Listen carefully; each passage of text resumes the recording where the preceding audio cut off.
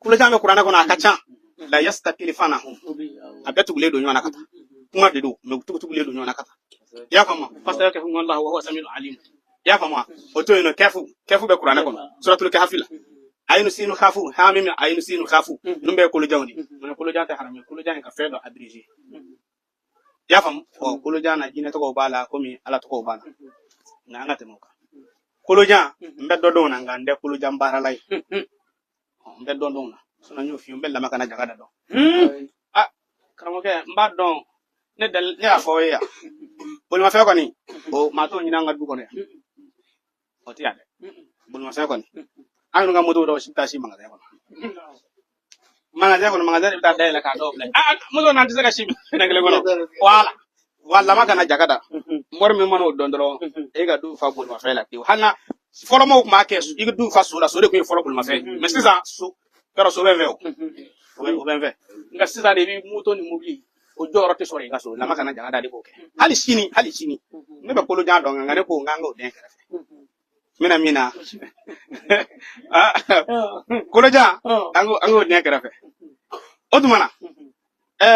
me moria donu de ko ambora hindu la sana na kolo jan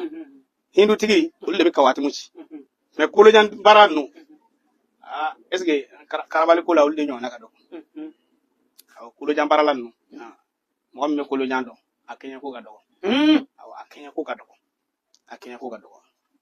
wa fa matal sam wala ko na nu olu moru ya ta ayo ala kambe so otumana nunu be moria sirki ngai ba soro de ni jama de tape le do ashiti kisete jabala ashiti nyana bo minu ma nyana bo ne bino do di ma to alhamdulillah kolo jan o to moru bolo mu vi te kolo jangele ni tarabe fawli yere la ya fam awa ku vi chike kolo jan hindu chi ni fawli yere turabu de do ku vi chogo do ne turabu de do be ni o chi jaka o san be ti fento kana da koli ma de hal ni zo ay gilbu ko dungi da ko na ka do da ko ti fento ya fam a chogo do turabu chi la turabu ye chi nga chogo do ne a chogo do turabu chi la awti ida magara jala las bra ba ma chebi saba bra mo ke tanu la chedo ya le avec sini mi ngoy mi ke atike wal man ni sinami ngoy nge le chebi saba do mbaw ka bara kudi nga angoto e bon non il se ka fe me mbara tellement nati kele kudi qur'ana do kudu mais ne bena kuma kele fie atula de sigle fle ibi mori keme nyini ka mori keme fla nyini mori keme fla walma mori toy mo me qur'ana kala ne rata la kala la ni mori ba fara nyonga kulo jaki gwala hindu ki gwala la turude ki gwala ibi ma keme nyini ti ma duru soro mi se ka qur'ana ere gido fo ko nya ke shini ka beke ai ma keme iti ma duru yi ji fla ji daga dia doni mi nga do de ifoma ala di mi wala ifola me mina qur'ana gido dawma ato nga ji do mi folo atule ko mo chama mita qur'ana kala karamo fe katla kataso mo ba kai qur'ana jigi atula fo itla ka fo ku qur'ana yo ni de banu wa biyo je kanja ni sele kundala je na mashi to wa biyo ka sele kundala je ni fe ka ala soro dro ibi ka sele sunu kodi mo ya ka sele je ta ala soro ibu poseli kono kata munu ni ga bitigi la kata so kata fe be kono katla kana ka so be dong wallahi na ba che ser kundala jay yo de kada yi kumere mi adoro ala ngumere mi na ala ngulila ala ndarande tu ala bismillah fe assalamu alaikum ne ka sel yo ange gania ai no kola ai gani tay manjo few o gani ka sali be tama minti dura tama wa sali ala de woyo ai de afena mo be mina ne mu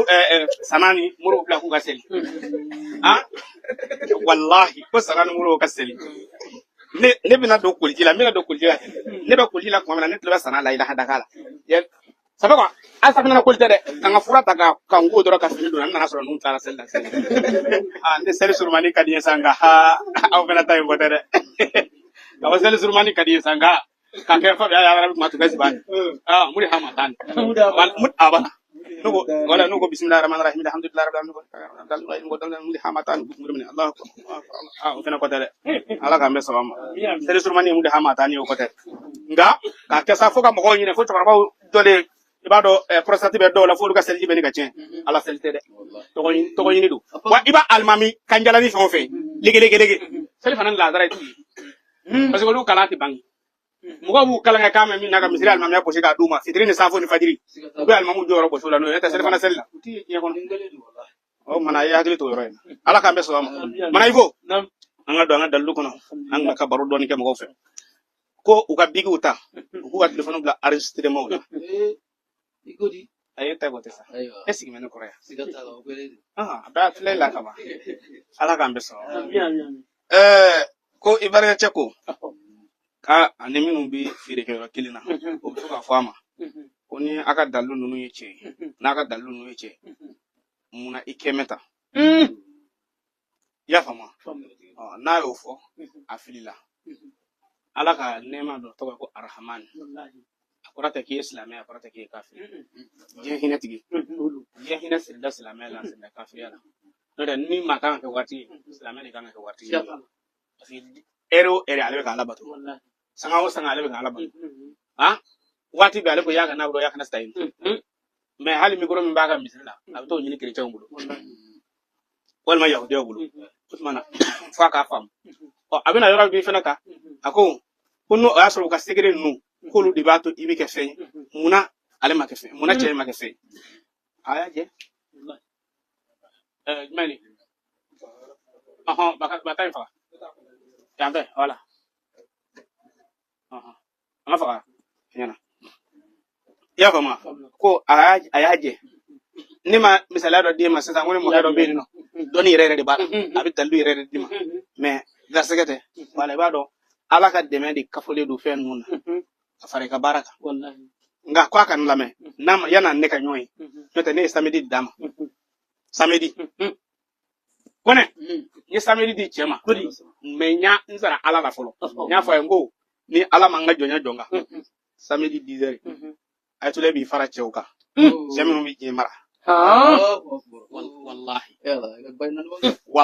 wallahi balmate embe ko divari wa biya ko mi ma ko naka dallu no mi se fena muna ibita juruta olubulu parce que olu danda nguna udama la de boli ba doga misiri ko aka bitigi ko adoga bitigi ko boli bi udama la de nga comme ulu be bodu min dama na baranu na wule ko bodu